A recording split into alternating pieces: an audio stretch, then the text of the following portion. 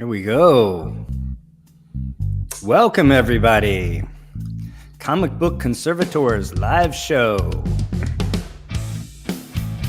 Episode 25.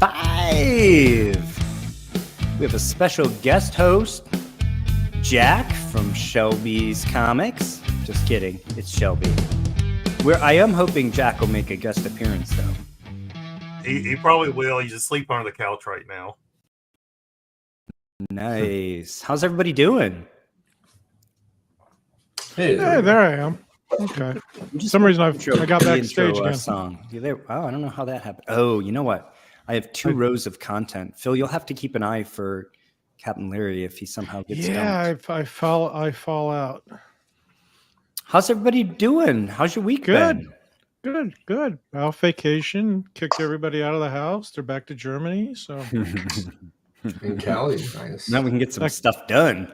I can get some stuff done. I got a big project I'm working on right now, but I'll share that with you guys later. Nice. Well, let's do some intros. Phil, Phantom Restoration. Hey. Tell the people where they can find you, what you do. Say hi. Hi, my name is Phil, Phantom Restoration. I'm currently drowning in comic books here in Queens, New York. Only good things. Awesome. We have the link to his website and his Instagram in the description. Reach out. Captain Larry, say hi to the people. Hey, people. You can find me on Instagram. I am on Facebook. And just reach out to me if you have any questions. I have been on vacation really for like the last month, so I haven't put out any content, but working on some stuff right now, so I should have something out for you guys soon. Yeah, you might also see him if you're flying international. That's true. Yeah, today I'm home. And we have a special guest this week, everybody. We have Dr. Shelby Thompson from Shelby's Comics. Say hi to everybody. Hi, everybody. Hey, Shelby. Nice to have you here with us, Shelby. Yeah, I'm very excited, man. I'm excited as a red rooster riding a red wagon downhill. So I'm, as always, your host, Dr. Paul, coming at you from an undisclosed location in the Texas Hill Country. In case you couldn't tell from his accent, Shelby's not that far away from me. Just a few towns. You don't have an accent like Shelby, though. Well, Michigan man. We're going to find out, but we're going to find out his origin story, and we're going to find out about that accent soon. We have a super exciting show. I've got multiple segments planned. I think we're going to wing it a little bit. We'll see whether or not we have 2 or 3 main segments, but one thing we're definitely going to do is we're going to have Shelby's origin story, and we're going to have a lot of fun talking about comic book conservation with him and the projects he has ongoing and some that he has coming up. So hopefully everybody will stick around for that. We're going to kick off as usual with our fair market value segment, which is really an interesting one this week. I am super excited about it because it really there's so many questions in this one for me, and I'm excited to hear everybody's input and excited to hear from the viewers what they think as well. Speaking of the viewers, I want to say thank you very much to Ben Stewart and Cap One Superman. They both made generous donations last week. This episode and the next episode are going to be brought to you ad-free by those two gentlemen. So thank them. Thank them in the comments. Yeah, thank them in the comments because that's why you all get to view this without interruption. At least if you're watching it live, there'll be ads if you're watching it on demand. That's just how it is. So how about we get started? What do you guys think? Sounds great. All right. Let's go. I'm excited. I love this. Oh, nice. Fair market value segment. So one of the reasons we like to do this is because if we're working on comic books, we'd like to know that we're creating value or equity. And it's not always clear. And the market, especially in some of these golden age books, very thin in restored and conserved books. So when we see one of these books come up, we love to kind of do a deep dive into, just how much should this book be discounted relative to universal grade, or should it at all? Which occasionally happens, that restored books sell for more than the last universal example in the same numeric grade. So as they say, buy the book, not the grade. It's very important. And this week's, as I said, was a super fun exercise in exactly that question. What are these books worth? So one more book. I have two more from this auction. This is another book from the PBA Galleries auction put together by Ivan Briggs. Highly recommend you check out. He puts together some really unique and fun themed auctions and comic books and lots of other collectibles if you're into that sort of thing, including watches and pens and all kind of cool stuff to fill a man cave with. So I goofed. I didn't put Wonder Woman comics #1 here. I should have. Oh, no. The rest of the slide is correct. It is July 1942. It is her origin story with a little bit of new material added, and it's the first appearance of Ares. The median grade for this book is 4.5 in Universal, and you see in terms of Universal copies, 134, 206 all grades with 54 restored, 14 qualified, 2 conserved, 2 signature. Not a super rare book, but obviously not an abundant book, right? Yeah. So it's an important book. I've said before, I think Wonder Woman's origin is the best from DC's big three for sure. And I love this book because they went back and they just sort of polished her origin and added a little bit of supporting material to it. So it's kind of a fuller origin than what you get in All-Star 8. And it's really well thought out, really well edited and executed. And I think from that standpoint, it's a great book. It's also obviously #1 of her ongoing, which was a big deal back then because very few superheroes could carry their own ongoing titles. It's also the first appearance of Ares, who was a recurring bad guy for her. Kind of, in the Golden Age, they didn't have recurring supervillains as much as they did in later times. So it's not like he has a ton of Golden Age appearances. But one of the cool things is when they relaunched Wonder Woman post-Crisis, and George Perez had a hand in that, and it was a really big book. They actually relaunched her with her main villain being essentially Ares, which is kind of cool. And his first appearance, of course, is here. Why do you think so many restored? I don't think I've ever seen a Golden Age book that has like over 25% restored. Oh, there's plenty of them. There's some that approach 1-to-1 where they have almost half the total copies are restored. Superman 1 might be like that. Yeah. We talked about Flash Comics last week, and Flash Comics #1 had almost the same number restored as Universal. As you get into these high grade, or I shouldn't say high grade, these key Golden Age books, there was big financial incentive, even as long ago as 20 years ago, to restore them.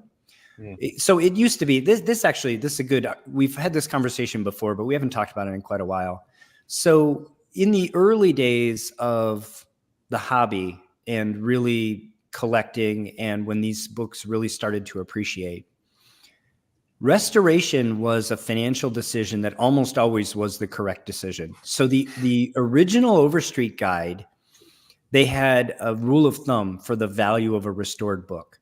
I love this. And the way the rule of thumb worked was, if the book started in VG and then it was restored and its new apparent grade is VF, then the value should be halfway to the new apparent grade.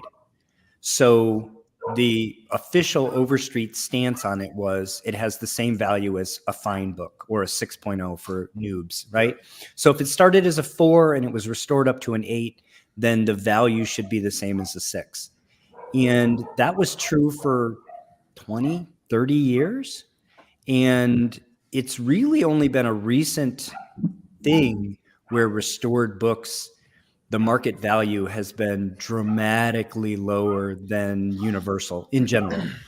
So back in those days, 20 years ago, there weren't enough Silver Age books to have a ton of enough value to make it worth your time to pay a restoration expert to restore the book. So there aren't that many professionally restored Silver Age books. There are some of the mega keys. They tend to get amateur restoration. They were also more abundant. Yeah. But the Golden Age books that people were looking at in the 80s and 90s in particular were these big key books. And it almost always made financial sense to have them restored. And that's why we see such large numbers.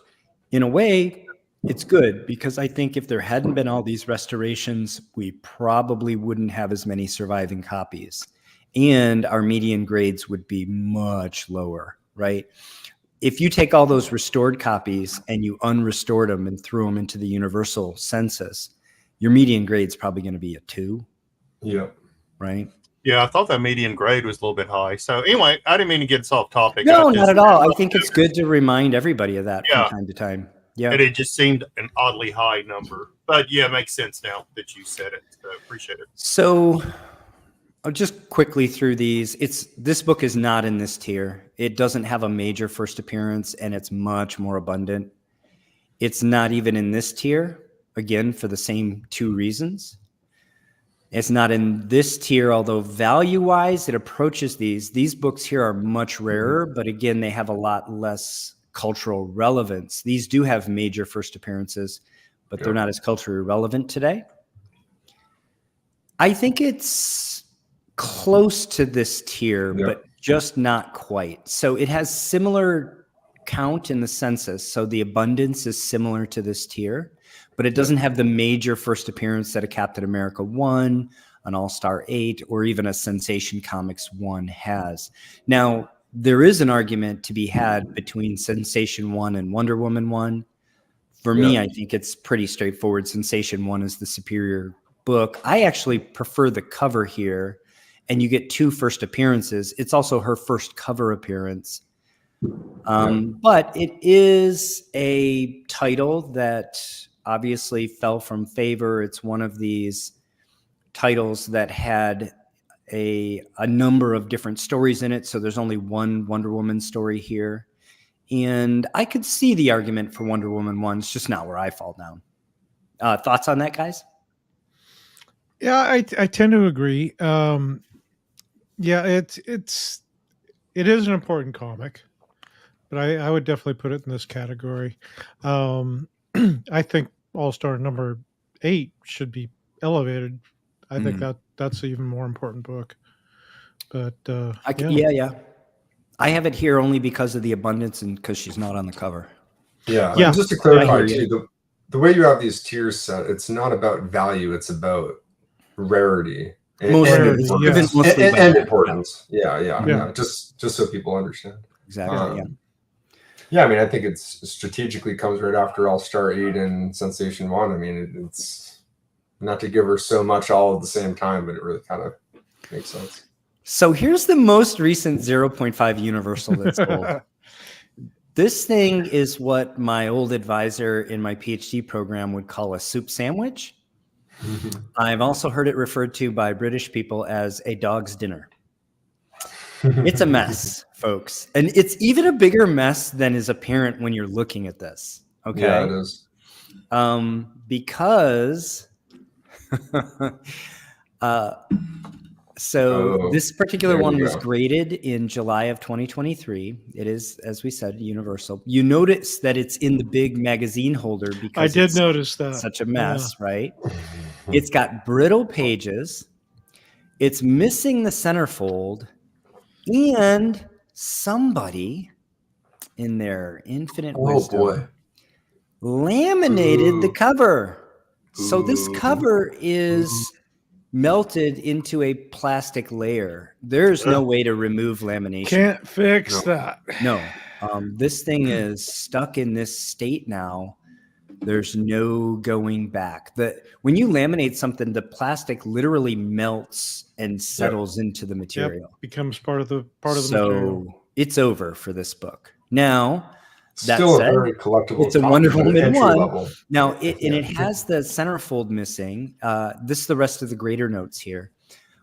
1.5, they put 2 dashes, but I think that's to indicate inch. Piece out of left top of whole book, slightly effect story. Missing interior, part page wrap, centerfold, effect story. Plastic laminated on both sides cover.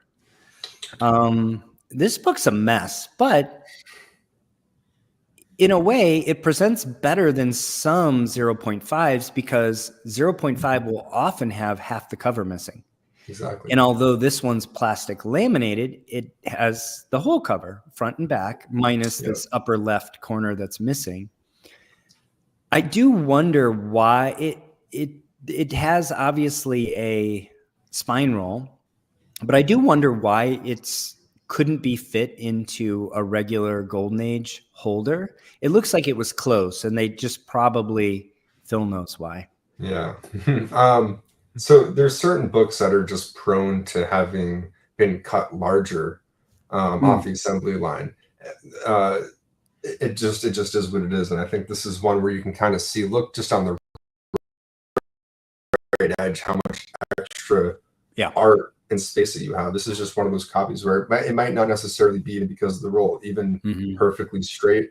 This is still always going to fit in just because it's cut larger. And it's that early pre-war Golden Age. This is summer of 42. This is before Pearl Harbor, and it was written before Pearl Harbor, I should say. Okay. And this is these are big books, right? Yeah. These are bigger dimensionally up and down. They're also thicker, so it doesn't take much. It doesn't take much to take them out of the Golden Age holder. Yeah, it just goes to show too. Just one other thing, aside from registration and how straight or crooked it was all printed on the page, it's just these were cheap things that they were printing to get out. And if it was a little larger, it was like, this is fine. If you look at how consistent modern books are printed, you'll never really see those issues ever. But in this era, much more abundant. Absolutely. Yeah, these were absolutely expected to be just thrown away. For context, Superman 1 was printed, almost 1 million copies. We talked about this. There's like 50 Universal still hanging around, right? These things didn't survive. They were not intended to survive. They were intended to be consumed. Even the paper they were printed on was not intended to last, right? And that's why we have conservation now. So you guys wanted to guess at the hammer price here? I'm not even going to guess at that one. One of the most affordable entry-level copies. If you were to think about it. That's right. Yeah, it ought to be. If you want a universal copy of it, like I said, as much as it's a mess and the centerfold's missing, it's slabbed, so how much do you care about the centerfold missing? Go for eye appeal. And it has more eye appeal than a lot of other 05s do, right? So yeah. It does have some, I was going to say, the lamination and the page quality, though, really could. It hammered for 4,560 in November 18th, 2023. So less than a year ago. So this is nice. We have a benchmark against which to compare this book. So what do you guys think of this 4,500? After taxes, you're at $5,000 on this book. Yeah, that's. I don't know. If I was a Wonder Woman collector, I would be hard pressed to think. Yeah. Anything that looks this nice for anywhere close to that price. So yeah, you have to be willing to accept the page quality and the lamination, but it's almost for all intents and purposes, point, right? Some people might view this similarly to a purple slab because of the lamination. So they could easily have said lamination is restoration. This is just a a dice roll away from being, but the rules are the rules, right? And Well, so they're treating the lamination like tape. I mean, you can have tape. Yeah, Right. exactly. So it gets exactly. in- But some So people it's hate just it's tape, one too. the it's tape one free big- pass. one I mean, it's big not tape piece though. of tape. I mean, it's actually worse than tape, right? Because tape Oh, yeah. at least can be removed. Yeah, this is done for. Yeah. All right. Well, here's a book that we're going to be talking about. This is Restored 0.5. It also presents very well. And in fact, it presents very better well. than the other book at arm's does. length, right? Yep. Well, we're going to get into it. So 0.5, this particular one was slabbed almost a year later, June of this year. And it is Restored C1, off-white page quality, so much better than the other copy in terms of the structural integrity. Restoration includes small amount of color touch on cover. I'm going to show you that in a close-up in a little bit. Interior lightning, which of course we can't see. Back cover and 1/3 front cover color copy. Centerfold and 14th wrap missing. The DC Universe Collection. This book was a hair's breadth away from getting NG. Yep. But again, the rules are the rules, and it snuck in. And again, it presents very well. So let's look at the grader notes. Color copy back cover. So the back cover's fake. Yep. Missing interior part page wrap, 14th wrap, which affects the story. Missing interior part page wrap, centerfold affects the story. So this is missing 2 wraps, whereas the book we just looked at was missing 1. Part of it. Yeah. Part of each wrap, rather. Oh, fair enough. I guess that means we don't know exactly how much. Not the entire wrap. Yeah. Could be a couple panels. It could be one panel, just enough to constitute that. Good point. Thanks, Phil. Quarter color copy front cover. And then interior lighting, small amount of color touch on center and left bottom, right bottom, front cover. As I promised, I'm going to show you that. Yeah, you can see the line. Yeah. So here's the line where the bottom of this book was missing. The bottom of the front cover and the entire back cover was missing. They lined it up really well. They've done really actually a really nice color For copy. what it is. And it's glued in here. And then you can see where there's just a fine line of color touch to just blend the white edges of the paper. Yeah. And in close up, you can see it, right? And it looks a little bit just like a tide line. Yep. But at arm's length, if you are a layperson, especially, you know, if you had this on your wall and said, look at me, I got a copy of Wonder Woman #1. Notice it. Yeah. Your Aunt Bessie isn't going to be like, that's a fake. Right?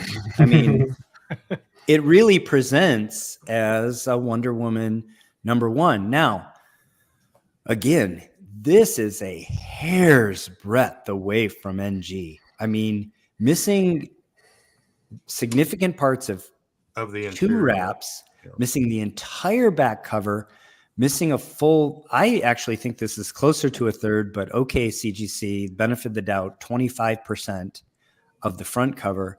And still getting 0.5 is an accomplishment. Depends. It's all in the eye of the grader, but yeah. But again, presents really nicely, and it does have good paper quality. It has good structural integrity for what is there, right? I would say, and the 2/3 of the front cover that's there look beautiful. Like, yeah, the 2/3 I didn't do the whole thing, but look at it, right? I mean, the part that survived beautifully. Like you could probably give that other part a bath, and that horse would come out as white as the color. Right? No, they could have color blended it just a little bit better. I mean, I feel like if I was doing that color copy, I would have just went back until I had it really matched essentially perfectly. Why not? Like, you can print that color copy 100 times and just adjust the shade by 1% each time in Photoshop, and then pick the best one and use that one to glue it in. I do think, as much as at arm's length, it looks great, once you see the line, you can't unsee it, right? And I do think that could have been done better. But again, regardless, Well, it's then a you got 0.5. yeah, and then you got to look at it if they left those pieces missing off the the back cover and the front cover, just universal graded it, what would it be? Yeah, Probably the same It is- thing. It'd be It a is universal curious. 0.5. Yeah. Yeah, that's Yeah. the thing. It'd be, universal 0.5. I think too, just to clarify, because my brain was still trying to process the notes and the missing parts, and it can't possibly, like, for a second I thought it was like half of the 14th wrap, but they wouldn't have said that. They would have said page so and so missing. So this is only part of a page. So I guess I don't know. Let's just go back and see what the grader's notes on this one say. This says missing interior part page wrap centerfold affects story. So here they use the word part. Do you take this to mean also that only part of the centerfold is missing? I took This this is to two different mean things. that's a generic part page wrap. I took this to mean the entire centerfold is missing. By the same token, I took this to mean the entire centerfold and the entire 14th wrap are missing. Wow, I in my experience, They don't normally do part page wrap. They No, normally say 14th wrap. It'll the just say previous missing. copy, the 0.5 actually, just in my experience, not to throw CGC under the bus, but they kind of have conflicting information on that in terms of what they have in the label text versus the grader notes, because it can't possibly be the entire thing missing, but then part of the page. It's either the entire centerfold is missing or not. But to your point, label text, the third sentence says centerfold and 14th wrap missing. It doesn't say part of it. It doesn't say partial. Yeah, It exactly. says gone. Right? Maybe they just accidentally, for the grader notes on the other copy, they kind of entered the wrong thing, but here this is more consistent. This is one of those unfortunate realities sometimes with the human element of people grading the books. And yeah, this one says centerfold missing on the label. that's not right. So that there's no question if how much is gone, it's all gone. Yeah. Yeah. That's why I was saying this is a hair's breadth. I mean, you can be missing the centerfold and get a 0.5. You can be missing half the front cover. You can be missing the back cover. But missing combinations of all those things and still getting a 0.5 is... Well, in the label text, it does say centerfold and 14th wrap missing. Yeah. No, I see that. What I'm curious of is the grade category at C1. C would be amateur. 1 would be minor restoration. I think this would be like a C5, like major restoration. Well, I think they're not really counting the color copy as restoration. So the only restoration here is the tiny line where they color blended. So that's a little bit of color touch. And then they also got hit with the whitening for the interior. Yeah. I got to rescind what I said then. I think what it is on both of these, the grader notes, how they have it there is it's confusing because it should read something different on both of these because it's not part of them. Yeah. I agree with you. Yeah. I think when they pull up their template, they're supposed to take out exactly what doesn't apply. You know what I mean? You're supposed to circle one of those. Do you like me? Yes, no. And they were supposed to circle one. They forgot. They just sent it back to Julie without an answer. Okay, so what do you guys think, though? I think we've drawn this out enough. Yeah. Anybody want to guess? I'll say 2. 6. I'm going to say it's higher. Shelby, you going to say 5,999? Higher than 2 or higher than 6? What's that? $1 above Phil. Oh, you're going 601. 601. Prices right then. Larry wins if we're using Prices Right rules. Almost exactly the same money, guys. Wow. Well, this one does present better. It presents way better, right? It's missing 2 full wraps. It's missing the back cover, but the other one had brittle pages and it was laminated. Yeah. I honestly, I got this one. Which one would you rather have? This one. Yeah. Oh yeah. 100%. Okay. Phil's on the restored copy, and you get to keep $500. Yep. How about you, Shelby? Yeah, restored for sure. Okay, he's on the restored copy and the $500. Yeah, I'd take the restored. I I just like the eye appeal. Yeah, it looks I agree. great, doesn't Yeah, it? The other one just it looks like a horror show. Yeah. Well, like I said, a dog's dinner or a soup sandwich. I will say one thing that I thought was really interesting. It's right here. Look at Ivan's estimate for this book. He had $6,000 to $9,000 on the estimate for this book. Yeah. So I think he was That seems fair. thinking that the eye appeal would carry the day here a bit more. For me, 2 missing wraps is a tough pill to swallow. That is tough. I'll say this, guys. If the universal copy had the centerfold, even with the I'd go for laminated that. cover and even Me with the too. brittle pages, I would have been in on the universal copy. Same. Because the universal copy is missing the centerfold, I'm right on the fence. I think these were correctly priced because I think it's so difficult to choose between the two of them. I think I would go with this one, but I wouldn't think you're crazy if you went with the other one for this money. I just think this is such an interesting fair market value here because they were just so kind of evenly matched. And again, we regularly see restored books discounted anywhere from 50 to 75%, depending on rarity. And sometimes the really rare books will be discounted less. We showed you the numbers. This is not, for a golden age book, not especially rare, but it is really interesting to me that there's essentially no discount at all here. And it tells me that, people do buy the book, not the grade. And eye appeal matters quite a bit. And toward that end, I applaud whoever prepared this book. They did a great job presenting this book to potential buyers. They absolutely maxed the value out on this book. And I applaud that. For a book that's missing 2 wraps and is restored to get the same as the universal grade book, or again, within 10%, bravo. Well done. What do you guys think? No, I agree. No, whoever did it, okay. Let's say some hellos. We didn't really do shout outs at the beginning. So we got Don Carter. We got, of course, my buddy Mike Hugo Danner's in the house. David, the Starman, is here. Maurice Devereaux has been a longtime viewer of the channel. The Professor, Peter Alachi's here. He said, "Where is everybody?" Shelby's Comics is here. Welcome, Shelby. Oh, you're actually right here.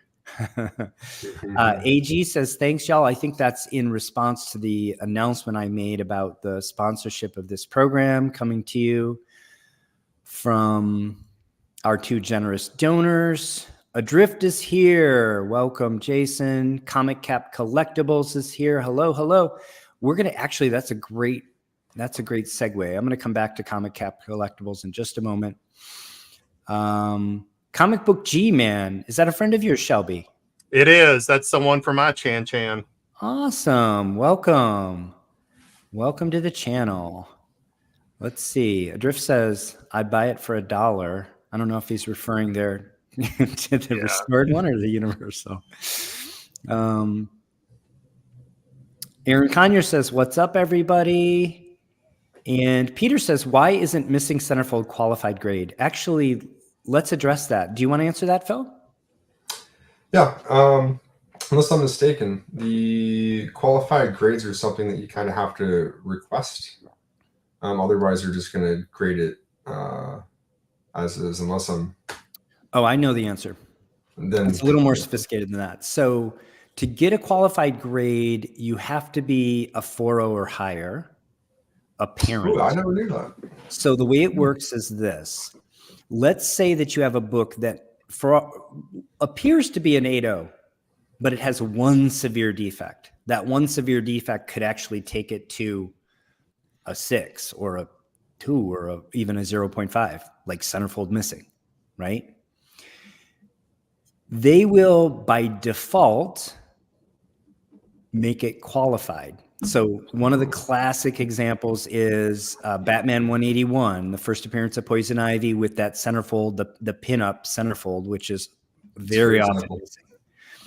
If you have a beautiful copy of that book, but the centerfold is missing, and you send that in, they're going to grade it, and they're going to say, well, this looks like a 6.0, 7.0, 8.0, but the centerfold's missing. Ordinarily, that would make it a 0.5. But we're going to grade it as a parent 6.0, green label, and then the notes say centerfold missing. Now, what that's doing is it's saying this is the apparent grade of the book, but the technical grade of the book is 0.5, right?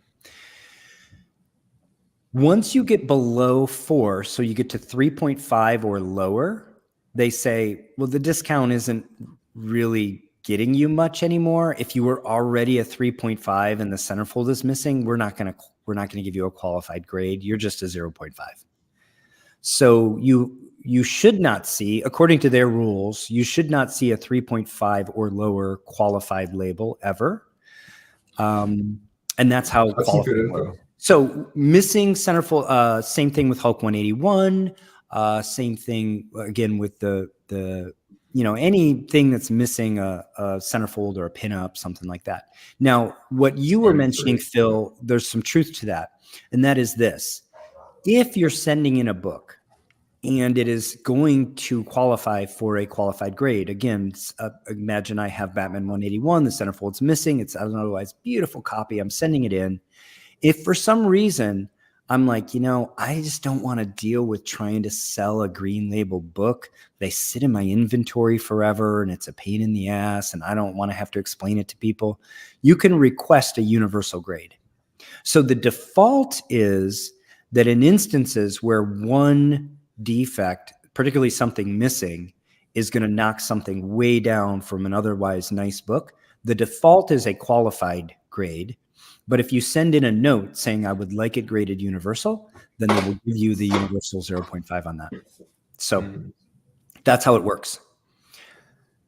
Adrift says, hypothetically, if a conservator married or after the first book, could it get a whole number grade? Yes. Page quality is going to still kill it, but it could be above a 1. Yeah. Yes. Mm-hmm. Yep. Mr. Collector 123 says, hello, hit the like button. Thank you. Sometimes we're not shilling for ourselves. Our viewers are shilling for us, and I appreciate it. Let's see. And Hugo Danner, Mike says the same thing. Please leave a thumbs up, people. Thank you. Okay, so I said I was going to come back to Comic Cap Collectibles, and here's how I'm going to do it. Oops. I'm going to point out that this channel was nominated for a Comic Book Community Award for 2024, and we made the finalist list. I want to say thank you to everybody who voted for us, everybody who nominated us, and the committee.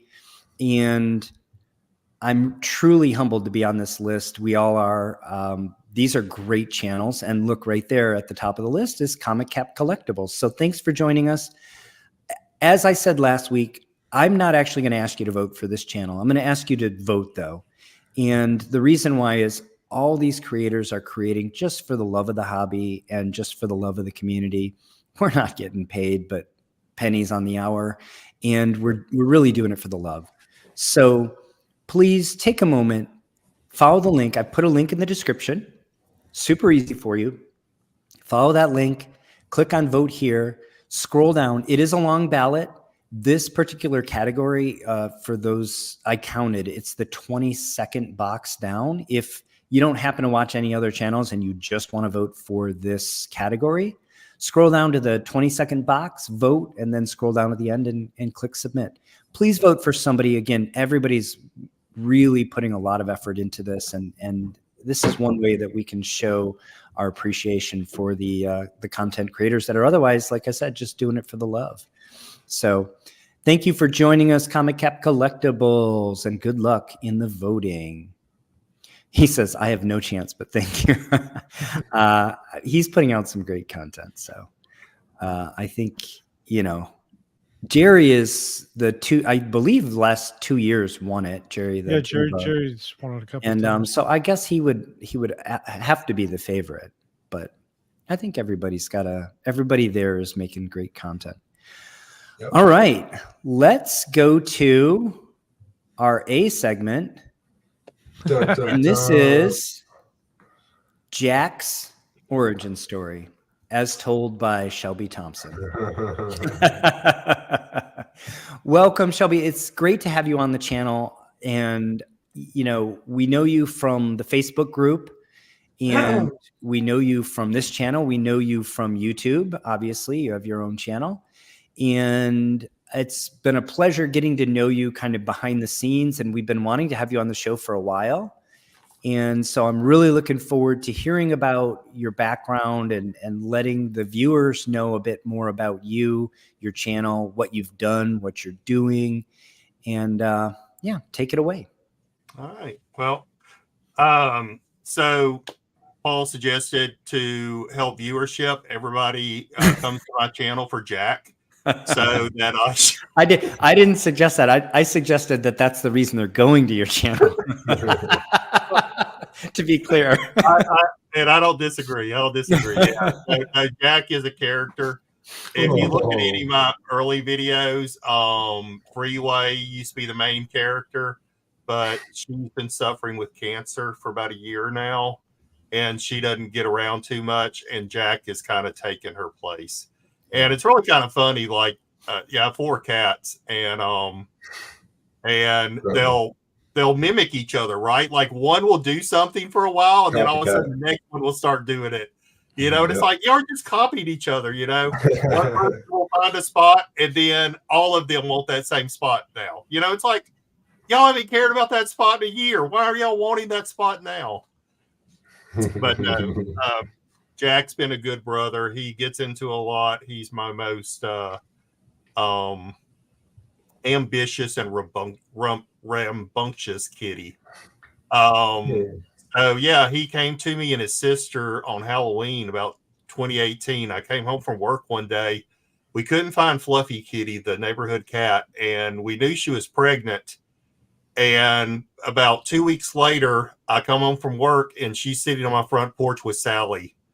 Oh. And I'm like, okay, so you know where to bring the cat for. They chose you. You were chosen. And so I took in Sally, and then the next day I came home from work and she had Jack sitting there. Awesome.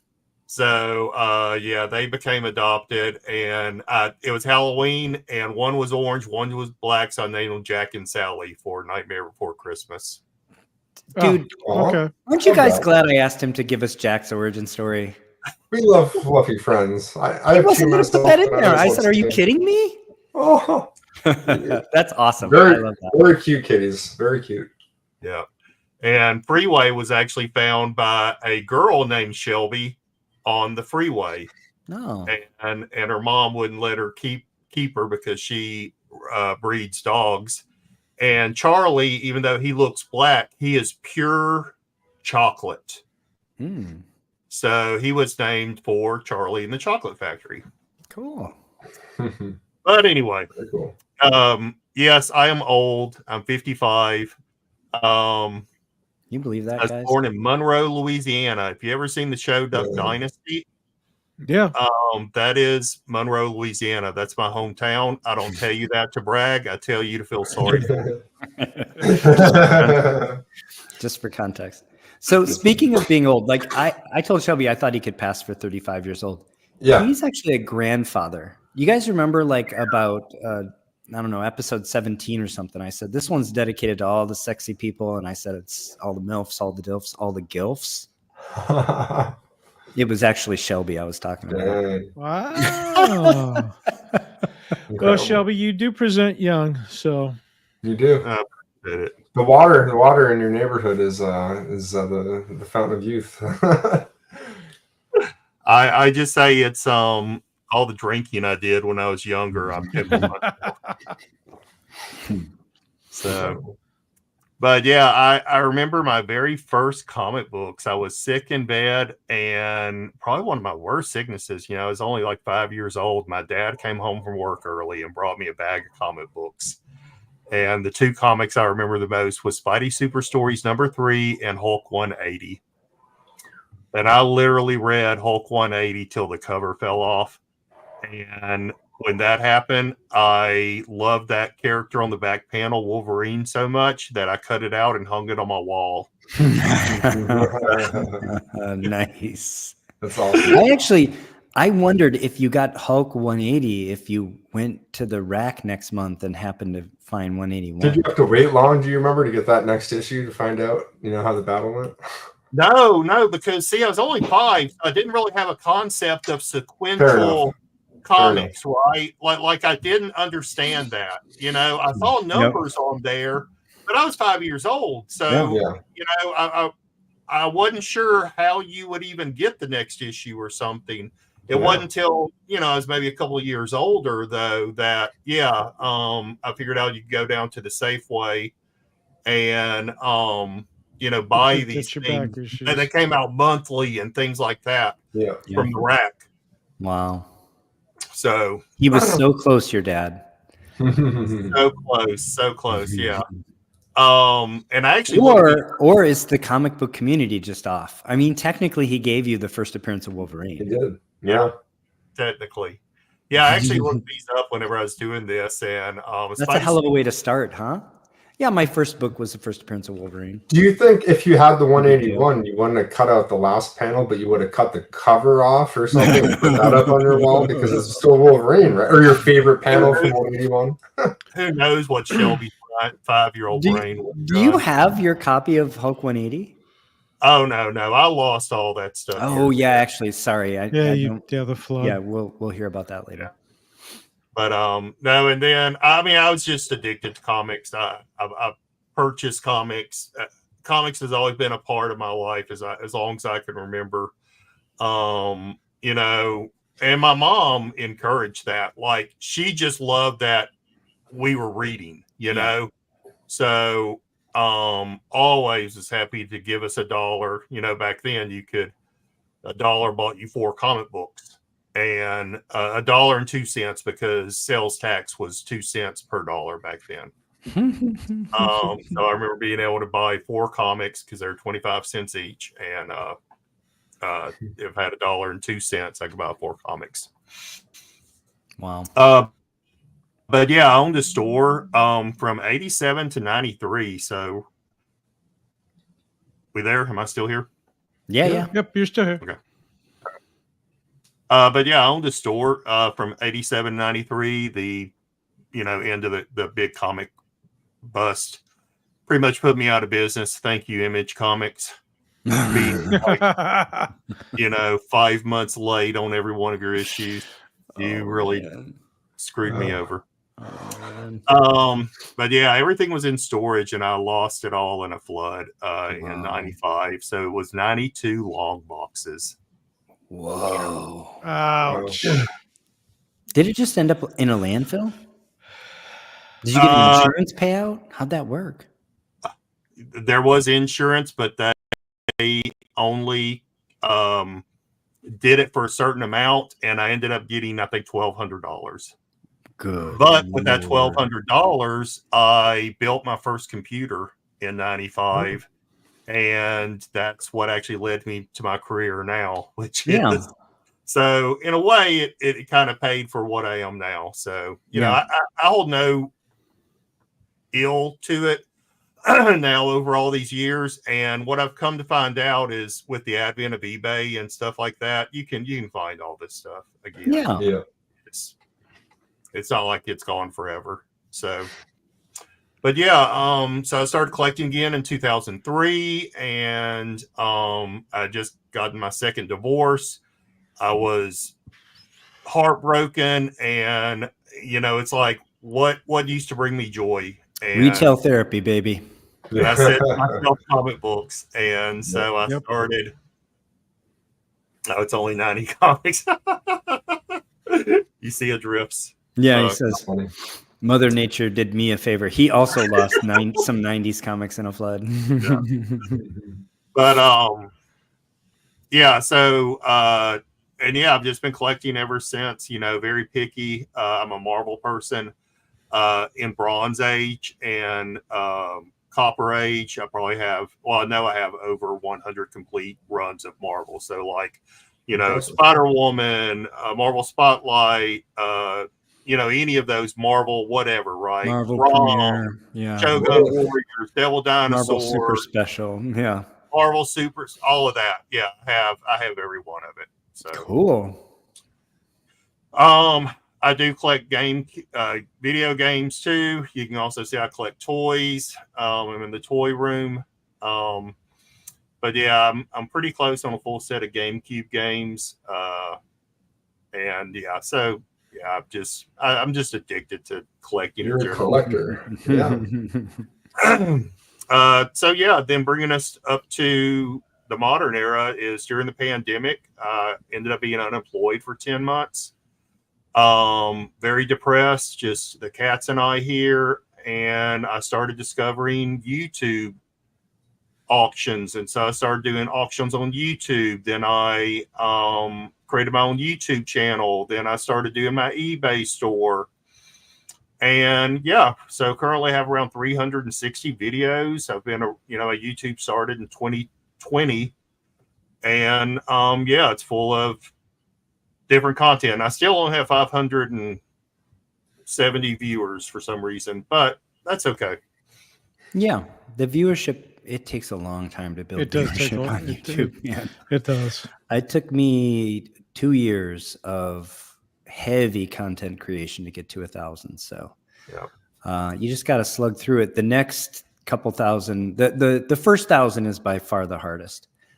Before we go to the next slide, I want to say hi to Carl Beatty. He says, does anybody like drawing? He was an art teacher for a few years.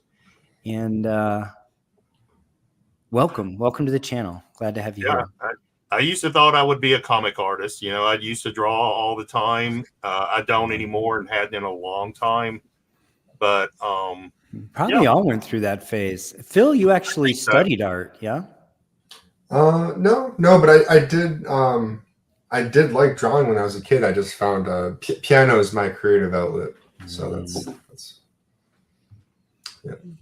yeah. And I actually started as an art student back in the day, because I shared with like Larry some ideas in paper making and stuff. But I did end up going back to school late in life, as after my parents died in my late 20s. So they're not with me anymore. But yeah, I went back to school, got a BA in psychology. Didn't have anything better to do, so I stuck around and did a master's in experimental psychology. Which was great because everybody was my rats. I started out in a rat lab, so that was like my first. I'm very old school.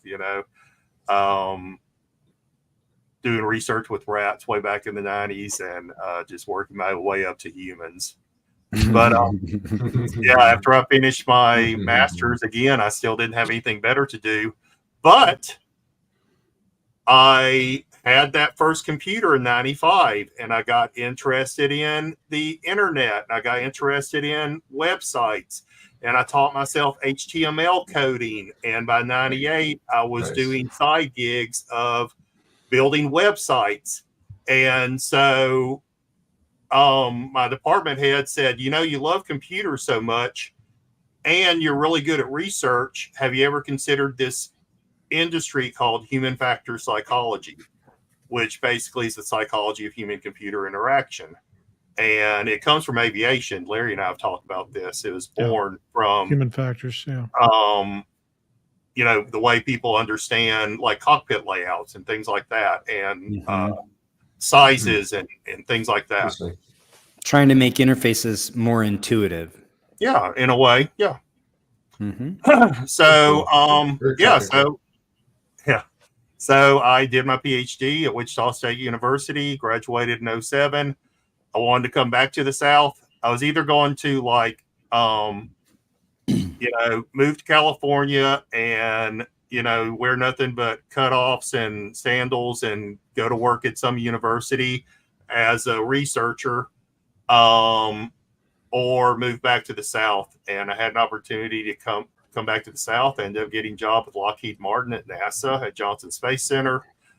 You can see me with Gene Krantz, Jim Lovell, so Apollo 13 popularity.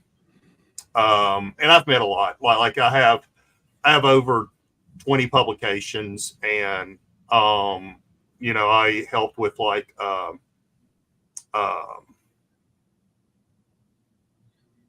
contributed to several books from astronauts and things like that. So Cool. time period. The Orion space exploration vehicle, I did the research for the controls and displays with that. You can see a glove box over there where we have an astronaut doing different glove box procedures with the different interfaces. One of the big projects I worked on was when we was planning on going back to the moon, the new lunar rover and stuff. So that was actually in Obama's first inauguration. So I was there in Washington, D.C. during that. And that's cool. That is cool. Yeah. And you can actually see what's funny about the picture on the bottom left is you can see the windows, but you can see the interior skeleton cuts across in front of the windows.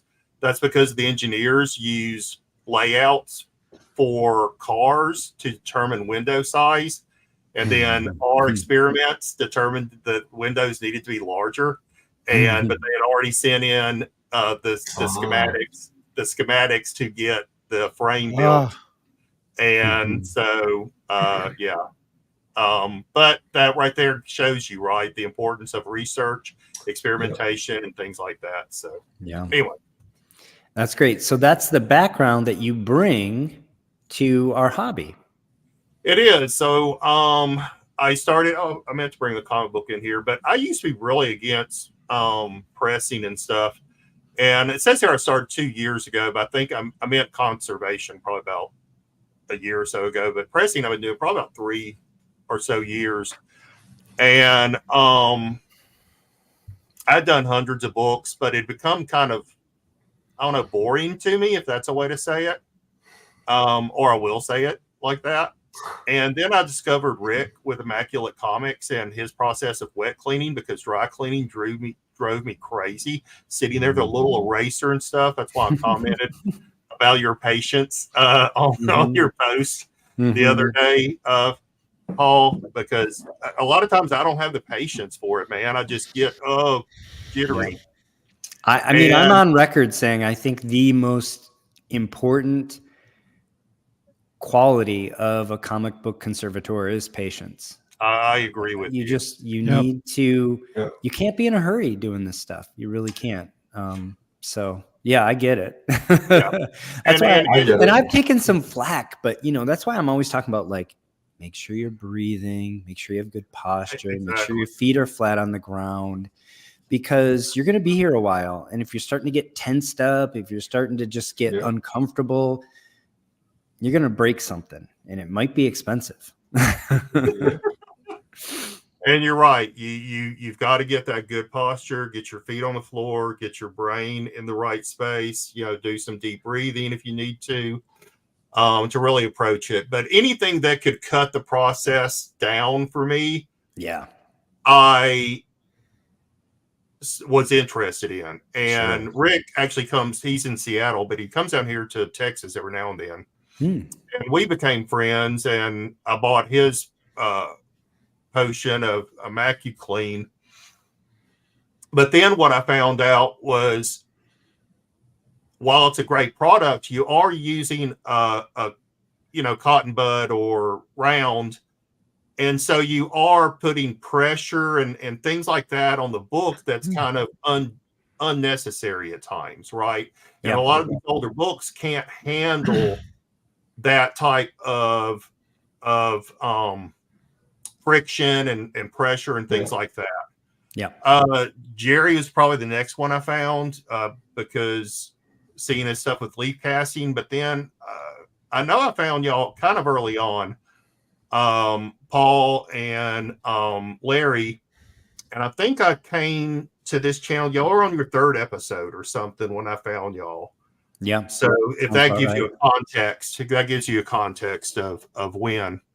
Mm-hmm. But yeah, then I started looking at the comic baths, and then the and I know have H and O inverted. Sorry, don't. That's okay. I'll forgive it. You're not a chemist after all. I'm not a chemist. I'll poke a little fun at Jerry. You know, it's art, it's not science anyway. So the formula doesn't really matter. I mean, if you're an artist, who cares what the formula is, right? Yeah. Mm-hmm. Yeah, and funny story, actually, whenever I entered into college and you declare your major, chemistry was required, and I kept putting it off until until I was about to graduate. And they said, well, you know, you can just change your declarement year to a year that doesn't require chemistry, right? So I literally changed the year that I declared my major so I wouldn't have to take chemistry. Okay. That's some avoidance effort right there. That is some avoidance. But, you know, I'm a smart person and, you know, I'm a statistician. So, yeah.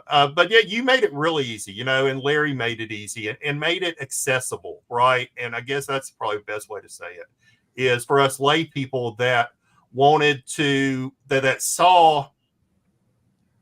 wanted to do more because we love comics. And I couldn't tell you how many times, you know, you come across these old, beaten up, ripped up comics and you're like, something should be done to be able to preserve these, you know. I think that's one thing we all share is we just love comic books, and when we see one that's been well loved and maybe a little past its prime, we just feel for it, right? We just want to preserve it, and that's what leads us to do some of the crazy things we do, especially with respect to sometimes spending way more time and effort than would be financially intelligent to do, right? Exactly. But that's okay. It's a hobby, right? And, you know, other people have hobbies like playing poker with their buddies on Wednesday nights that cost a lot more money than this. So, you know, at the end of the day, I think that's one of the things that unites us is just a love of these books and a desire to preserve them. Yeah, I used to fall asleep with comic books in my bed all the time. But yeah, I found the so really quick, just a little bit more praise to you guys is because of me finding this channel, this show. Let me say this. Oh, we lost Shelby. Oh, he's frozen praising us though, so we should leave him. Oh yeah, thanks. He'll come back. Carl says, "Do you think I should get a comic book heat press?" Carl, I think you should. I do too. You can get one for around $200. I have one that comes highly recommended. If you look in the description, Shelby's back. I'm sorry. That's okay, Shelby. Just a second. We're just fielding a question here. In the description of this video, there's a link to my Amazon affiliate page, and there you will find a link to one that I recommend. And they're inexpensive, and you should watch a bunch of videos, and you should start practicing. It's a very rewarding hobby. Sorry, Shelby, you were trying to praise us, and I clicked pause just to freeze you there because I wanted you frozen in time, praising us for all eternity. My VPN, I forgot that I have my VPN turned on, and I should have turned it off before the show. These books came out great, Shelby. Yeah. So really quick is I was so happy to join the comic book community, and I know that I just started like posting things, you know, and one of my goals was like, let me see how fast I can become an expert. Because I felt like that was a touchstone for me, right? Of making a move from pressing and cleaning to conservator. And I remember the exact day I was in Dallas, and I was riding around with a friend of mine to some comic shops, and my phone buzzed, and it's like, oh my God, Paul just made me an expert in the community, and I'm like, I've arrived. I mean, this cat's doing some good work, right? I mean, here's some highlights of it. And it's obvious that you came to play, and that also you came with the right attitude. You came to the group wanting to help others and wanting to contribute. And so that's what our Facebook group is all about. So that was an easy decision. Yeah, I love contributing, and each one of these had something, very particular, wrong with it. Like the Wiz comics had the grease pencil, and I'd actually posted pictures of that, and I was able to remove all the grease pencil because of taking advice from Paul and other people in the community, and the Marvel family, the spine roll, the rust removal at Transformers. I actually just sold that Transformers book. I bought it for $5, and I just sold it last week for $40. Oh, nice. Oh, great. Congratulations. And I disclosed it to him. I said, hey, this had rusty staples. I removed the rust and all that. Here's the pictures. And they're like, nope, that's fine. That's so awesome. They're very happy with it. Yeah.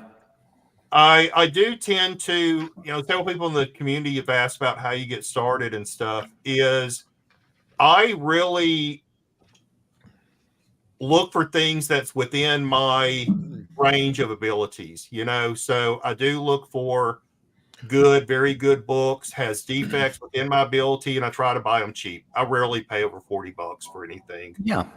That's kind of my stone. Now I have spent more, don't get me wrong. That Sensation Comics cost me $200. Yeah. But that's kind of where I started, and then I just slowly built myself up. Okay, let me try this next step. Let me get used to wet cleaning. Let me get used to Tengujo. Let me get used to making the right wheat paste. I'm watching videos using methyl cellulose. Learning my own little ways of doing things that work for me. So absolutely. And I think one of the strengths of your channel has been to show an entry level path.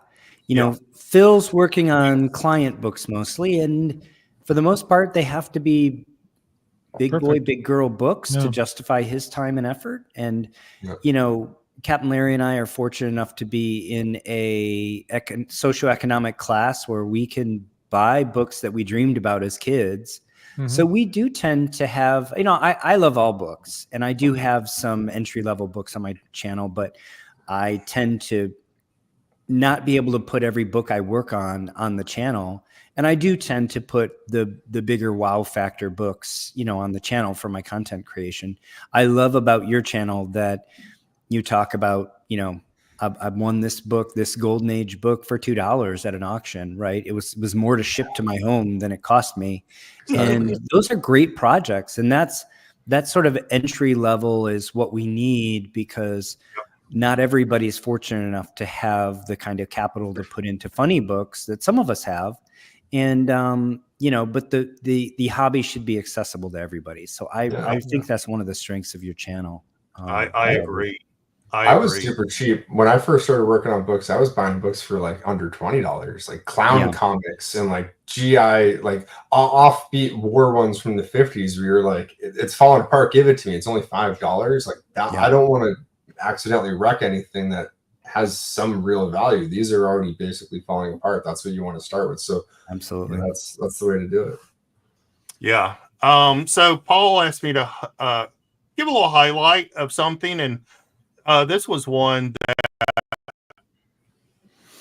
I was kind of proud. I mean, I was proud of. But I was able to show some equity increase and things like that. So I'll talk through it really quick. Cover retelling of Captain Marvel, and for some reason, don't ask me why, I just love Captain Marvel. I love CC Beck. Actually, Mark Swayze, who was a longtime artist on WoW and Mary Marvel, he is from my hometown of Monroe, Louisiana. Oh wow, that's awesome. So I knew Mark. He died 2012, 2015. But yeah, I knew Mark, and he would tell me stories of working in the CC Beck studio and things, because all that was studio stuff back in that day. These really are great books. The way that this company met with an ignoble end, with DC suing them and losing, the way that Fawcett lost that suit. For me, even when I was younger, I thought that was a tragedy, really, because the Captain Marvel stories were very different, right? This was an actual child that was transformed into this supernatural, super powerful being. And he kept the childlike innocence in a lot of ways. And it was a completely different experience than Superman.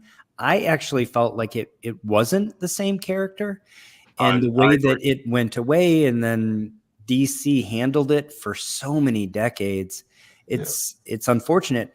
I think in a way it's great for us now, right? Because you can buy these Golden Age. So for those that don't know, Captain Marvel was literally outsold Superman at the height of the Golden Age. Yeah. It was extremely popular. So these books were produced in greater number. And also because then they had decades of cultural, literal irrelevance.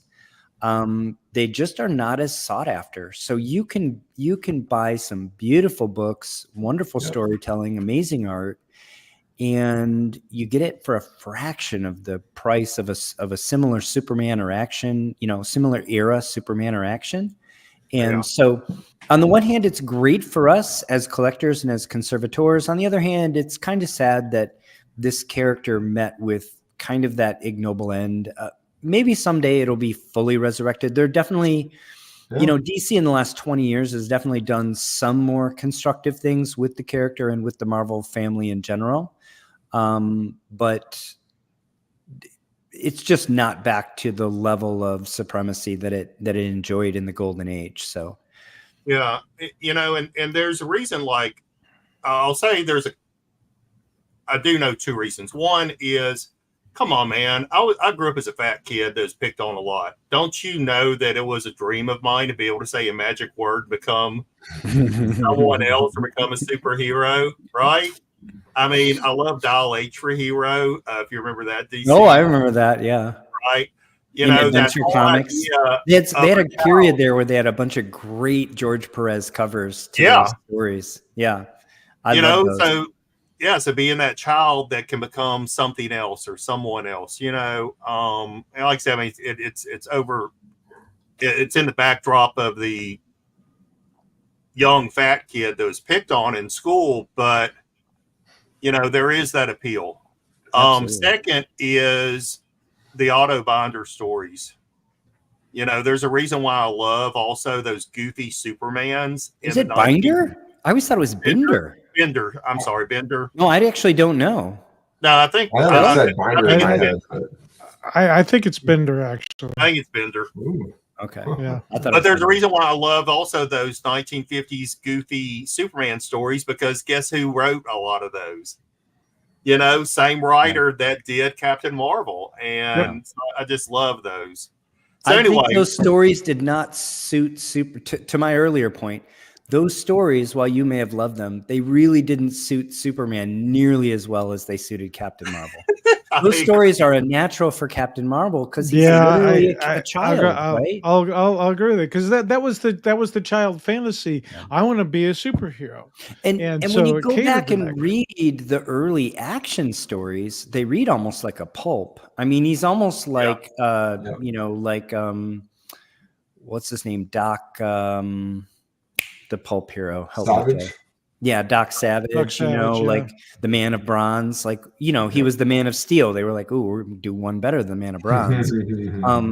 They're very pulpy. They're very serious. I mean, not quite to the level of the early detective with Batman, but nevertheless, they're pretty serious. And to have that character go from that to what he was in the late 50s and in the 60s, for me, it just didn't fit Superman nearly as well. And again, that's why I lament the... a lot of the characters from that era went into different transitions. Fair enough. Batman went through the yeah, same. I was just going to use Batman as an example. Joker was a clown, really, and then all of a sudden they decided, you know what? Let's make this guy evil, and they took him and made him pure evil. Yeah. But for the early part, he was just like a goofball clown. Goofball. Yeah, it's just a goofball. Pie in the face. Ah, gotcha. Yeah, that's exactly it. Pie in the face. Gotcha. Barbara Gordon then. Yeah. Yeah. Then that one moment said, you know what? Let's make him dark, and they did. Yeah. And that worked really well. That set the character. Well, they started doing that with the rest of the character, but Captain Marvel never changed. It stayed the same the whole way. That was great. Yeah, and there's a lot of great comments of people talking about Captain Marvel. And one thing, I think, trying to see Bronzeville, the very first serialized story was the Mr. Mind arc, and it was it wasn't Injustice Society, but it was like Society of Evil or something like that. No. And it's a 32 part serialized story, and it's like the very first serialized story. Very important story. Yeah. Thanks for joining, Bronzeville. Always great to see you here. Monster Society of Evil. Yeah, binder. So anyway, really quick with this one is, this had all the issues I felt like I could do something with. It had rust stain, but not horrible. Spine roll, torn blunt covers, couple pencil marks, overall dirty. But important book, the retelling of Captain Marvel origin, cover only type thing, right? There's not a story inside that retells the origin, but the cover retells the origin. I purchased this on eBay.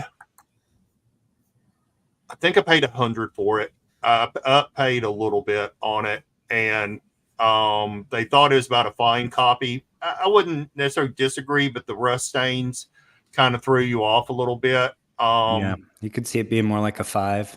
Exactly. That's what I was thinking. But it's in that area where you wouldn't argue with this. Me personally, I wouldn't argue with the seller. I don't nitpick at that level. I do my own assessment, and better to have good karma here or there doesn't bother me. Now, I will say this is like my limit. I kind of choose is leaf casting and tape removal. I know I've been talking a lot to Larry about the tape removal stuff. Yeah.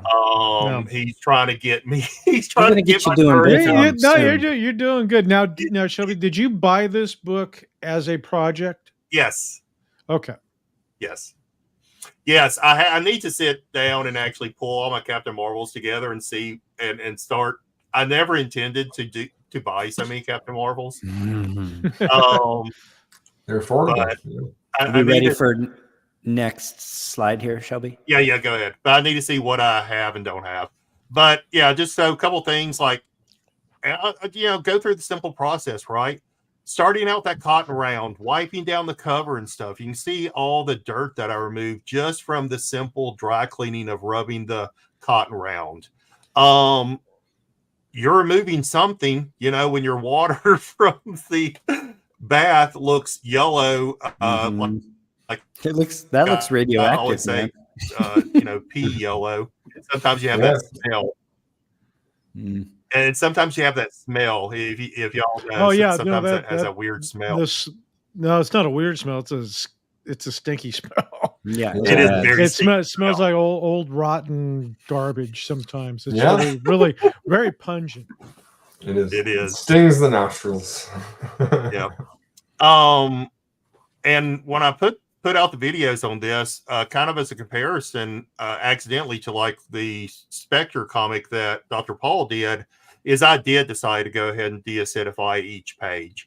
Not that I thought I could reduce the rust staining or migration that you see here, but it was at a level that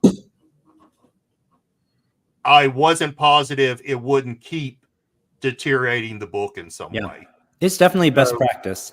No, I agree. I just admitted I don't always do it, but it's definitely best practice. Well, the other thing is we're talking about the smell. The smell is a factor that CGC uses. If the book stinks, absolutely. they're gonna knock half a point or a point off of it. Absolutely. Yeah. the staple did snap. The bottom staple snapped, and I did buy a Gene Autry book, Sacrifice. I mean, all these genres finally had their day in the sun, except Westerns. Westerns just, I mean, all these other genres that used to be able to buy for a song, they've all had their day in the sun. I don't know if Westerns will ever come. They never say never, right? Someday they'll have their day in the sun, but it still is not yet. Very today. narrow fan base. It might have to be a century from now. It'll be like some funny animal ones where it just it falls within that lowest tier kind of realm. Absolutely, it's okay. Well, I think even funny animals are higher than most of the Westerns these days. The majority, I wouldn't say, they're standout funny animal ones, but most of them really fall into the similar. But I see what you're saying. You kind of. I mean, if I wish to choose, though, like certainly any of the Disney funny animals are higher up than Gene Autry, right? And even like if you start looking at Mighty Mouse or some of the other Woodpecker. Yeah, Woody Woodpecker, those ones. I mean, I choose those over Gene Autry. Yeah, you make a good point. These are my donor books for staples. Yeah. Everybody has a pile like that. When I was with the professor and we were doing dollar bin diving, he found a coverless Golden Age Disney book, and he said for $1, it's got vintage staples from the 50s. That's for sure worth it, right? 100%. Yep. Yeah. Shelby, can I ask you, were you scared when you disassembled this and that staple snapped? The staple no, if you watch the video, I expected the staple to snap when I disassembled it. It didn't snap then. It snapped when you went to close it. Yeah. Makes sense. Yeah, no, I 100% expected it. It did not scare me one bit because I knew how thin it was, and I'd actually had a similar staple snap on me a while back.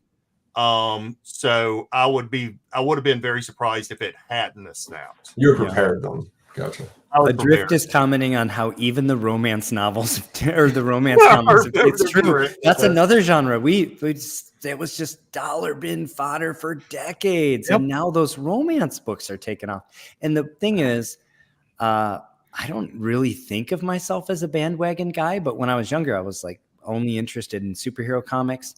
Now I see the interest in some of this pre-code horror and some of the romance, and I'm like, I could see myself buying one of those books. Yeah, I have a small stack, very small stack. So one thing that Paul asked me, is there something special that I bring to the hobby? And there are two things I haven't seen anybody else do. I watch.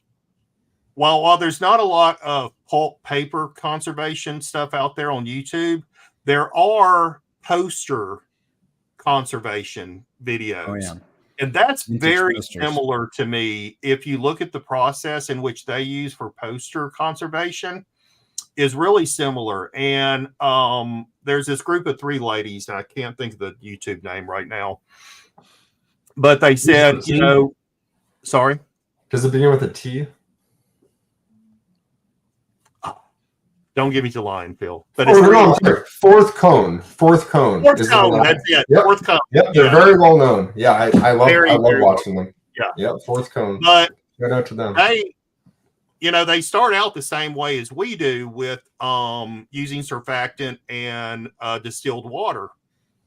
And if you think about the chemical, this is a little bit what I understand about chemistry. Is that dirt and debris tends to hang in oils. And surfactant actually breaks down the oils. And so I think you're trying to say oil, Shelby. For those listeners at home that need a translation, he's trying to say the word OIL. Oh, you're picking on his accent. That's what I said. Oil. He doesn't mean everybody. He doesn't mean all the people in the room. He means the. That's great. Go ahead, Shelby. I'm sorry. No, that's fine. We have fun. We do. So, one thing they do is they take a very soft bristle brush, and during the wash, where the oils oils. He said it right. The oils has been broken down to release the debris. Is they take a soft bristle brush and go around the book. And I started doing that. Now you do have to be careful around the colors. You can do 1 or 2 passes, but I've overdone it on a couple of books. One book. So I really hit the spine, which can be a difficult area for me. So I have added this process, and you can, when you pour off the water, see floaties. Mm-hmm. I've also had books that no tanning was removed, like it wasn't yellow like this, but it was gray. Right. Because I was able to pull so much debris from it just by using the brush versus just the sloshing and such.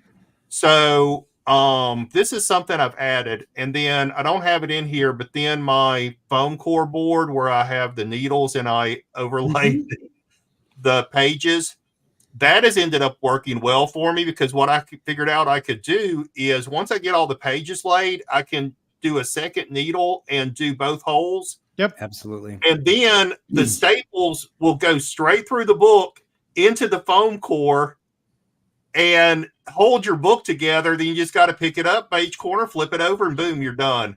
No having to hold up the book and, I've seen your videos on it. The staples and stuff. It's become so much easier. But that's back to me being a hobbyist with board gaming. And I used to make foam core inserts into games to hold all the pieces and stuff instead of them rattling around inside the box. So that's where I got the foam core idea from. That's great. You can go the backstories. Yeah, I've been using the foam sheet to do my page alignment for staple reinsertion for quite some time now. Well, you don't have a video about it. I do. Yeah. I'll just direct everybody to Shelby's video. So here's a before and after of the cover. I think the big thing is not using any evaporust, because Peter and I did actually talk, and we did a video call about this particular book, and just using 2 good baths, one surfactant, one without. I did go a little bit heavy, like 1/3 on the calcium hydroxide versus 1/4. And I mean, I think the results speak for themselves. You can see the black rust is gone without evaporust. The red rust is still there, but it's in places of once you put the staple back, you can't see it. Yeah. And for those that might be wondering, if you look at the original reference for the calcium, so calcium hydroxide washes actually go back way back. Limestone water, what we call hard water, is buffered in calcium. It's basic. And if you go back to the era when Europeans were just learning how to make paper, they were placing the paper mills along streams that were flowing out of limestone water and were already basic. And they were not putting the mills because they learned that the paper wasn't any good if they put it along acidic streams, for example. So this goes way back, but the paper that I always reference, there's 2 papers that I always reference. They're from Margaret Hayes, and they were in the 70s and 80s, where she really described, she sort of put together what conservationists already knew and described some of the parameters around it, how to make the milk of lime, how to use it, how it had been used by other conservators, and just in that paper, she describes using it actually at full saturation is acceptable, or half saturation, or the 2 that she listed as sort of conservators using most often. I use less than that because I'm typically doing more total washes, and it's worked out reasonably. As viewers of the channel know, I'm usually 20 to 25% saturated calcium hydroxide in my tap water. Now, my tap water is hard. I do have, I'm actually like living literally on top of limestone deposits here. So that I have a well, and the well water is lime water. So I'm adding to that, and that works for me. Everybody should see what works for them. There's a comment here actually from Yeah, as I I was attempted just my gonna first let's address that. deacidification last week, but noticed white powder residue once dried. I brushed it off. Is that common, or did I fall off track somewhere during the process? I'm assuming the case should be an I. I do not have residue, so I think what happened is something there. I have one speculation. I'll throw it out first. You can get precipitate in your calcium hydroxide bath. And so go back and watch my videos where I make the milk of lime, I shake it up, then I allow it to settle. That's a super saturated solution. Let it settle. I pour off the top. Hydroxide cloudy. And if it's cloudy, that's probably what left the residue. Yeah, you should never use a cloudy solution. I pour off the top once it's settled, and that's completely clear.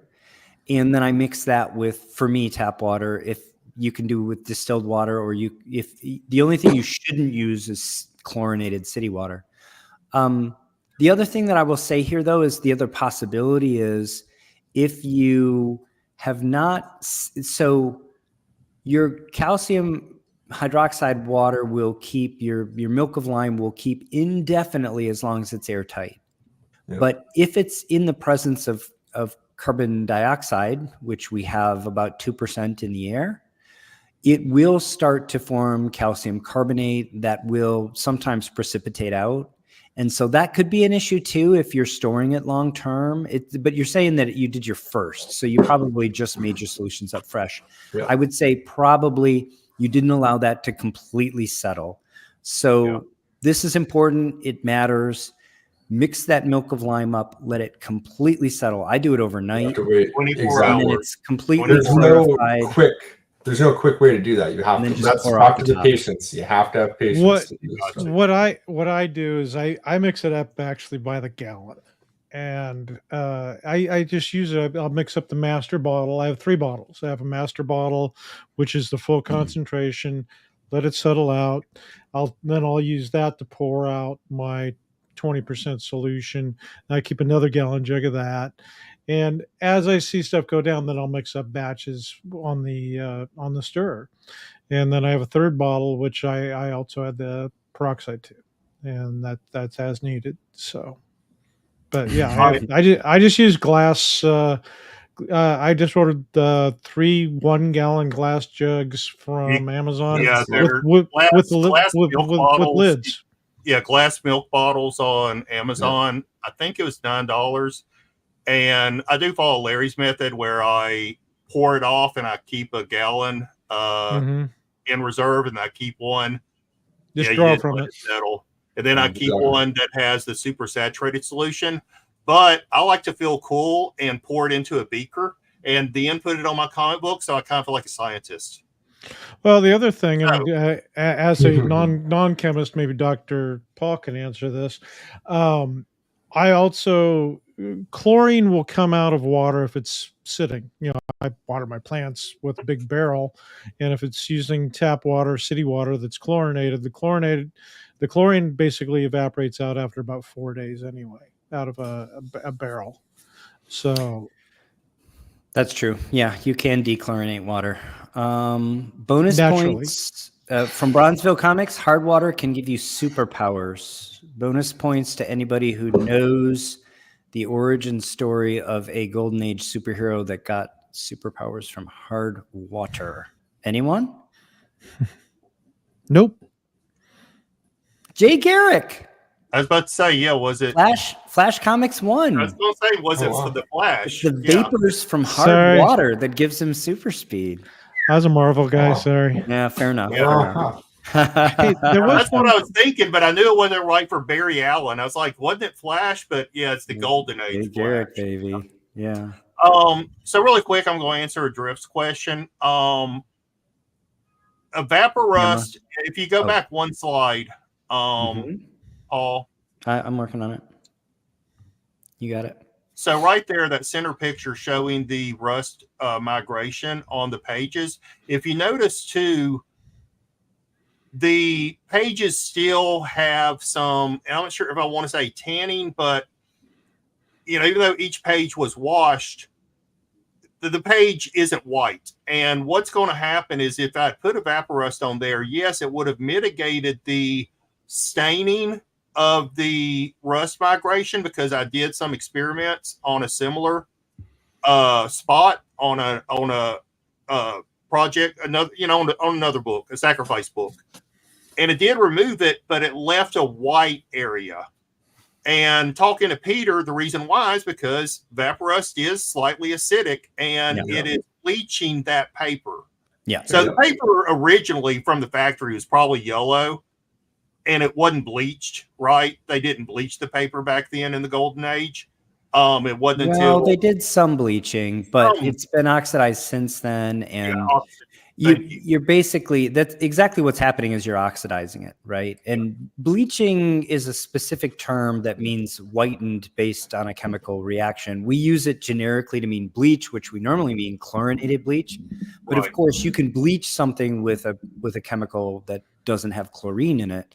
And that's what's happening here. There's an acidic solution that oxidizes the paper and has a bleaching effect. So So by the way, for the record, just for completeness sake, there are basic bleaches as well. There are chemical compounds that are not acidic that will bleach papers. So Peter and I went down the thought process of what is your trade-off between having a white-ish spot versus the rust kind of stain. And if you were to send this into CGC, would the white spot be an indicator that you have done something unnatural to the book and automatically throw you into a restored category? And I think we're in early days. Yeah, we're in early days, I think, of derusting paper in terms of comic book conservation. I had mentioned it and referenced some very interesting studies that I found in the literature, probably I think a year and a half ago. I didn't get time to get back to it, and the professor really did an amazing job bringing it to us. That's Peter Alachi and his channel, and Experiments in Conservation. And I think we're still very early days. I think we will find over time that we're able to remove these kinds of stains without bleaching the paper substantially. And I think that said, this was not a book that you were going to experiment on in that way. Right? No. So this book, Exactly. this was a book where you were going to do some things that you were already comfortable with, that you were improving and trying to create some equity in this book. Right. That's for experimenting on, some of those dollar bin books and some of the other ones that we talked about, on your channel. So I think that's the correct answer here is I believe we will get to that point. We're not as a community quite there yet.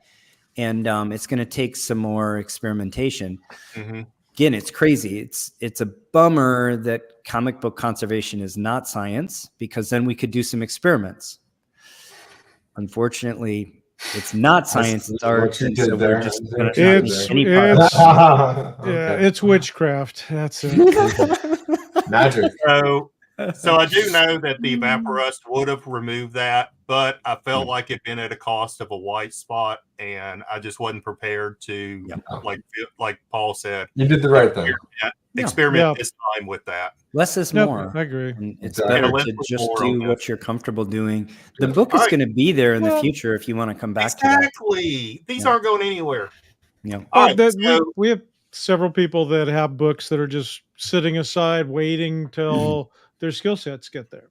Yeah. And sometimes I they agree do with that 100%. Yeah. I mean, it's also very reasonable to take a book, and if you're comfortable doing tape removal, just remove the tape and don't do anything else at this point. Just put it back together, right? Just stay in your lane until you're ready to get out of it. Experiment, especially for these books that are more legacy books.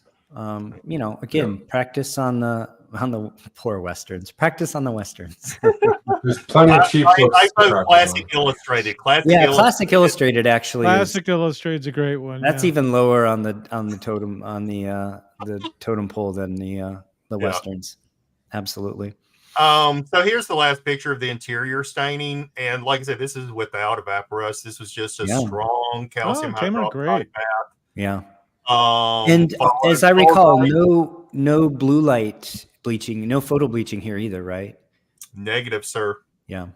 But I think the surfactant helped.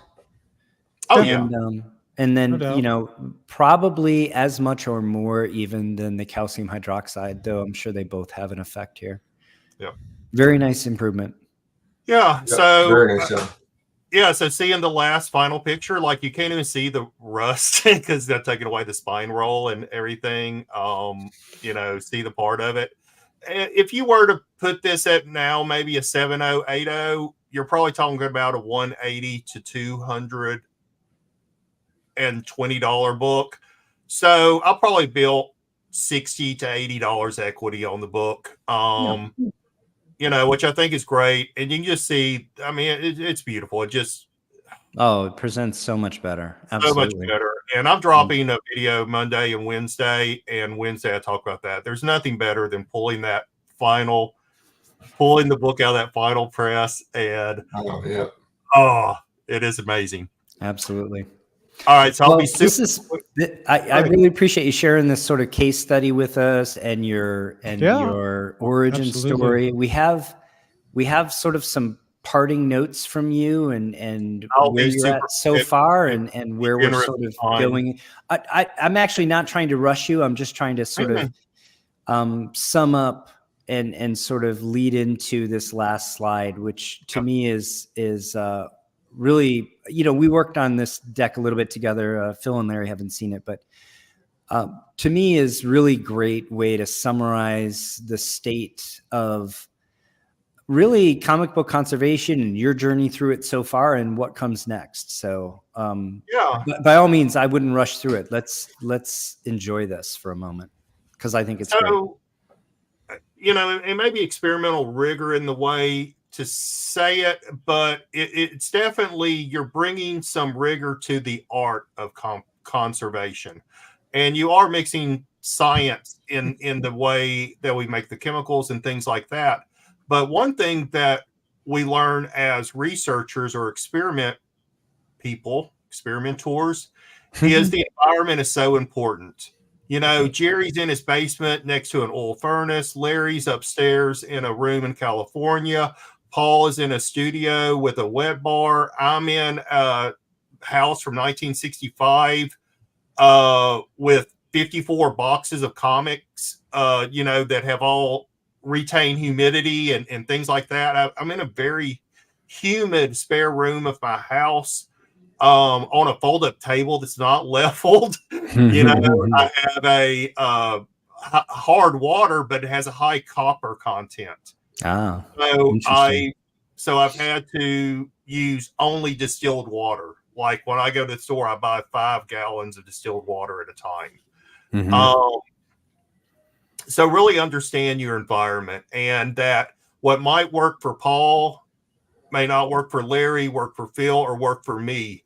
But the point is to digest all of that information and use it and discover what's right for you. Yeah. Build your own skill set. Practice all these things, modify them as required, as appropriate for your own situation, and then practice, right? Practice. And once you kind of get that down, you're going to really start to understand the comic book and what it can take and what it can do. Always look at whom the seller is, and particularly where they're at. Are they in California? Are they in New York? Are they in Colorado? Or are they in Florida? Because that will give me a little bit of an understanding of the book. I'll look at the bag, the bag, if it's old ratty bag versus a new bag, that's going to tell me something about the book. I was just talking to the guy from Blizzard Comics about one of the bags he used on a comic I'd gotten last week. And it came from another Golden Age. He's like, yeah, I reuse bags. I'm like, well, that's good to know. Thanks. So you use all your senses, you know, your touch, smell, like Larry talked about, and visual, right? So it's not just visual, it's how the comic feels, sometimes how it smells. It came from a smoker's house. Oh God, that thing's gonna stink when you start pulling the tanning out of it. Yeah. You let the comic tell you its history and what it can handle, what it needs. You got to pay attention now. You have to be listening. That is one of the important things that Paul always brings to his videos. Like, he has his first episode assessment. I'm going to sit down, I'm going to assess this book, and I'm going to look at it from a particular lens and take my time and call out the features of it. And that is going to dictate to me what I can do with the book. Yeah. So it will dictate things like when to use surfactant, how many washes you can do. You know, like me choosing to use a little bit more calcium hydroxide on that Captain Marvel book without fear of removing inks. Not using a hot piece of holly text on top, right? I came up with that idea after Paul and I were talking about is maybe the movement of the holly text, and it's like, well, just don't use a piece of holly text on top. And I talked to Phil, and I'm like, I don't use a piece of holly text on top. Yeah. I'm like, oh, okay. Yeah. So I started working on that technique. So there's no set of rules, only guidelines in which we work by. Yeah. And yeah, I like to think of it as like study, practice, have in your mind what is best practice, but know when it's not appropriate for the project you're working on. Exactly. Yep. So Freeway made it up here. She's my sick one. So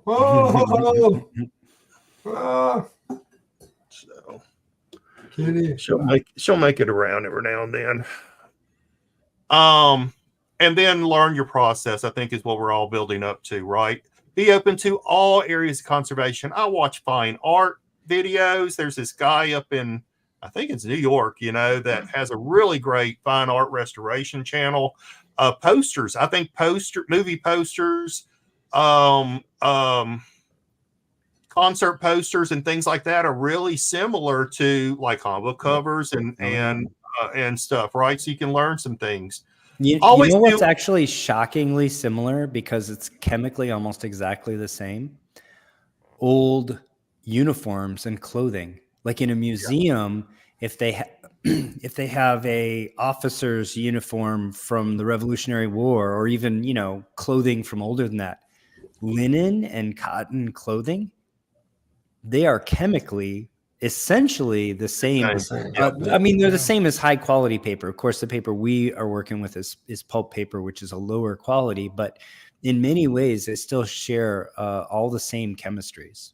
It does. And I actually used that analogy in a post a while back in the Facebook group. I don't remember what is concerning now. Yeah. To be honest with you. And Paul and I talk about this all the time. Do what's right by the book. Yeah. You got to have a right mindset. Are you trying to build equity? Or are you trying to conserve? Absolutely. Now, equity is always, we hope, is going to be a byproduct. And we hope that making the book look better is also a byproduct. What the goal is conservation of this book to have it be able to survive another 100 years for someone else to enjoy it. I don't slab my stuff. You know, now, am I going to send some things in for slabbing? 100% yes. But for the most part, I do not slab like these Captain Marvels, because I love reading them. Absolutely, yeah. You know? Enjoy them. And until I find a good, they haven't reprinted a lot of these, because there is some negative cultural bias in some of those stories. Sure, yeah. Okay, and that's just part of the time. Each book is a mystery, and it's kind of your job to solve that mystery and unlock what the characteristics is of that book. I've already kind of said that the goal is to conserve. And then with the 100 book rule, this is friend of mine, Ed Piscor, who passed away. Him and Jen Brugg has the Cartoonist Kayfabe channel, and they talk about the 1,000 page. You might start becoming a competent artist when you've drawn your 1,000th comic book page. Yeah. I think the same way for us in this new hobby of conservation. I might start being adequate once I do my 100th book, because there's so much I can learn and take advantage of during that process. I know I'm novice. I know I'm learning. Yeah. I do new things all the time or tweak things, and I ask advice. And we're all always Baumgartners is it. Thank you, Adrift. Yes, Baumgartners. Super great channel. But yeah, that's it for me. And I know I'm here, Paul, Phil, and Larry. Thank you all three for being there for me. Thanks for being on, Shelby. Questions and stuff, and I love and appreciate being part of this community. And we're thrilled to have you. And like I said, I really appreciate how much you came to play and how much you contribute and how much you're willing to roll up your sleeves and help other folks that are less experienced than you and share the experience you've had. Love the channel. Wish you all the success there. We'll be seeing you obviously daily in the Facebook group. And I think we'll have you back on in the future for sure. Looking forward to you doing some exciting stuff on your channel. I suggest we get tape removal out of the way first, and then we'll move on to leaf casting. Yeah, I've got to get Larry's trying to build up my confidence with it. Also, you know what's great? We four are all going to be at the Collector Summit. We will. In less than 60 days. Yeah. I've been looking forward to this for a long time. I keep spending money out of my comic book war chest. I'll certainly be broke. I gotta stay off of Heritage on Sundays. Actually, I went to Heritage earlier today, man. Everything was too rich for my blood. I have it running off to the side over here on my computer, and I mean the Golden Age market seems to be in pretty darn good shape, because I was hoping for some bargains, and I didn't see any tonight. No, I didn't get anything tonight. I wanted to address something. Adrift had a question way back earlier asking about our lighting setups. Just shoot me an email, and I'll help you with any lighting and camera setup. I think we all have that round LED with the I do not. With the thing in the middle. I know Paul and I do, and so does Jerry with the what am I trying to use? One of these? Well, no. There's one that has the lens in it where you can put it over the book and it'll make it bigger. Like it's just an attachment here, so you put your phone or whatever you're filming at right in the center. No, that's not what No, it's basically in the middle of the ring, Phil. The one that I use. It's got a Fresnel lens in it. Is actually it's a regular lens. It's actually like a magnifying glass this big around. Yeah, I've actually stopped. I know what you're talking about. I changed desks and I took mine down, and it's sitting in the floor behind me. I've actually switched to these. Yeah. So I use these. These are so much easier to clean. They're mobile, things like that. But as for studio setups, I do have a full set of studio lights. Right now, I'm actually have them turned off because they really are kind of blinding in here. I have my iPhone faced backwards with the light on. Yeah, it's right here. Yeah. So it's literally sitting on top of my camera, illuminating me.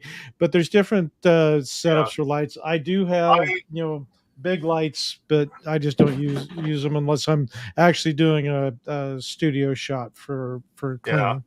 I have an arm that's in my other room. It comes up. Yes, it's too bright. It comes up and out and has an attachment for my not iPhone, because I'm anti-Apple. For my Android device, and so that is what it is above me. looking straight down on the desk. Guys, I couldn't text him Larry- the link to StreamYard because he's an Android guy. I'm a PC guy. I'm a PC guy. I wasn't going to bring it up, but he brought it up. So he lives in the dark side. and I'll say just, Jason, really briefly, I'll probably do a post about this or a video maybe. One of the things I did was I set out to really have good videography, and I set out also to do it on a budget in all shareware and just in the Apple iOS ecosystem. Yeah. So I actually shoot all my videos with an iPhone, and I do all my editing in iMovie, and I'm self-taught in all of it. So I still have plenty to learn, but I do have some studio lights. I'm also an amateur photographer. And so I have a couple of really nice tripods. I just buy them used. You can buy like a tripod that was $500 like 20 years ago. Mine at Goodwill. Yeah. And you can buy it today on eBay for $50 or $90, something like that. I recommend just getting a used tripod, but get one of the high quality, like the Italians made the best ones 30 years ago. Get a Gizzo or a Manfrotto, something like that. And that's what I use. And I have a few of them around my studio because I have one set up over my hobby mat, and then I have another one that I use for whatever I need in any particular moment. So that's what I do. And but you know, the point is, I have an iPhone 12. I'm shooting all my video on an iPhone 12 at the moment. You can do quite a bit with shareware, freeware, and just with the phone in your pocket if you are if you take your time to sort of get the details right. So you don't need a lot of expensive equipment. To Amazon for that camera, which I thought about buying. I think it's a really nice setup. This is a Logi. This is actually a Kickstarter. And that's how I got it, and it's perfect for close-up stuff. It's designed strictly for really, really close. I have not made a video with it yet. That's great. So that's coming. Well, we're almost 2 hours. That's a long show for us. We usually try to keep it around 90 minutes. I think we packed a lot in. Thank you, everyone. Thank you, Phil, Larry. Thank you, Shelby, for joining us. Thank you, all of the viewers, whether you're watching us live or you're watching us on demand. We appreciate you very much. Thanks again to the fellas that brought our video here to you ad-free if you're watching it live. That's Ben Stewart and Cap One Superman. Thanks again, guys, for the generous donations. Really appreciate it. And I'm going to say my exit, but I really want Shelby to talk us out because I love his exit. So I will say to everybody, thanks again. We really appreciate having you here. And until next time, take care of one another. All right. Peace, love, and comics. Bye, all. Bye. See you, everybody. Incredible. Bye, everybody.